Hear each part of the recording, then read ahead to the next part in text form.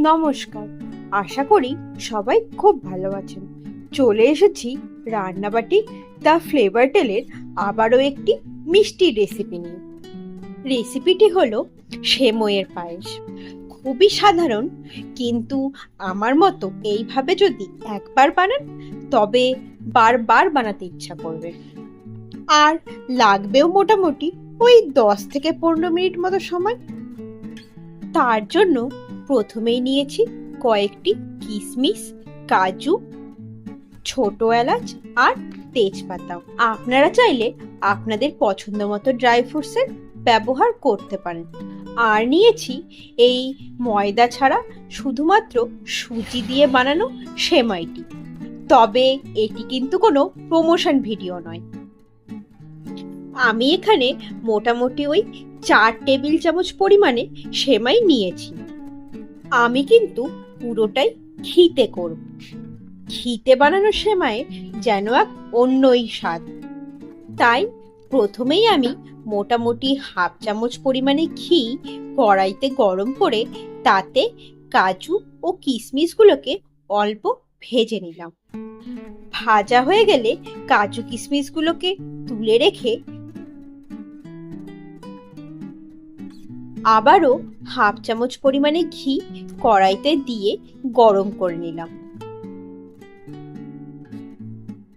তারপরে কড়াইতে দিলাম ছোট এলাচ এবং তেজপাতা, এবং এই দুটোকে ঘিতে আবারও একটু ভালো করে ভেজে নেব।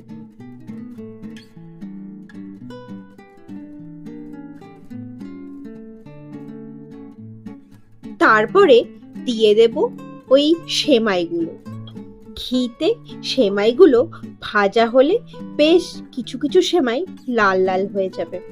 এরকম মাঝে মাঝে কয়েকটি সেমাই লাল লাল হয়ে থাকলে পায়েস হওয়ার পর দুধে বেশ সুন্দর লাগে, কিছু সাদা আর তার মাঝে কিছু লাল।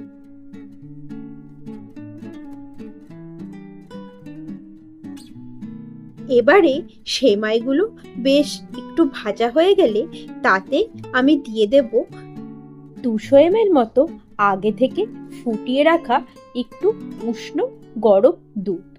আমি কিন্তু শুধু দুধ দিয়েই পায়েসটি করব, কোনো রকম জল আমি এতে মেশাবো না। এবারে দুধটি একটু ফোটা অবধি অপেক্ষা করব, এবং দুধটি একটু ভালোভাবে ফুটে গেলে তাতে আমি ওই আমার স্বাদ মতো মানে ওই 2 চামচ পরিমাণে চিনি দিয়ে দেব। আমি কিন্তু খুব বেশি মিষ্টি করে সেমাইটি বানাইনি, এটি বেশ হালকা হালকা মিষ্টিই হবে। আপনারা চাইলে চিনির পরিবর্তে গুড়ের ব্যবহারও করতে পারেন, আবার অনেকে মধুর ব্যবহারও করে থাকে। এবারে ওপর থেকে ওই ভেজে রাখা কাজু কিশমিশগুলো দিয়ে দেব, এবং এবং আবারও সবকিছুকে একটু ভালোভাবে মিশিয়ে দেব। আমি কিন্তু এখানে ফুল ফ্যাট দুধের ব্যবহারই করেছি। আপনারা চাইলে আপনাদের পছন্দ মতো দুধের ব্যবহার করতে পারেন। যাই হোক, এবারে মোটামুটি লো ফ্লেমে 7 থেকে 8 মিনিট এটিকে ফুটতে দেব, আর মাঝে মাঝে একটু নাড়াচাড়া করে দেব। তাতে দুধটাও আর একটু ঘন হয়ে যাবে, আর সেমাইগুলো দুধে খুব ভালো করে সেদ্ধ হয়ে যাবে। তবে দুধটি ঘন হয়ে গেলে আর সেমাইগুলো বেশ ভালো মতো নরম হয়ে গেলেই গ্যাসের ফ্লেমটি বন্ধ করে দিতে হবে। সেমাইগুলো যেহেতু সুজির, তাই যদি এখন একটু পাতলা না থাকে তবে ঠান্ডা হলে এটি একদম জমাট বেঁধে যাবে। আর আমার মনে হয় সেমাই একটু পাতলাই বেশি ভালো লাগে। তবে আপনাদের যদি একটু বেশি জমাট বাঁধা সেমাই ভালো লাগে তবে আর একটু শোকাতে পারেন। যাই হোক, আমার সেমাই তো একদম রেডি।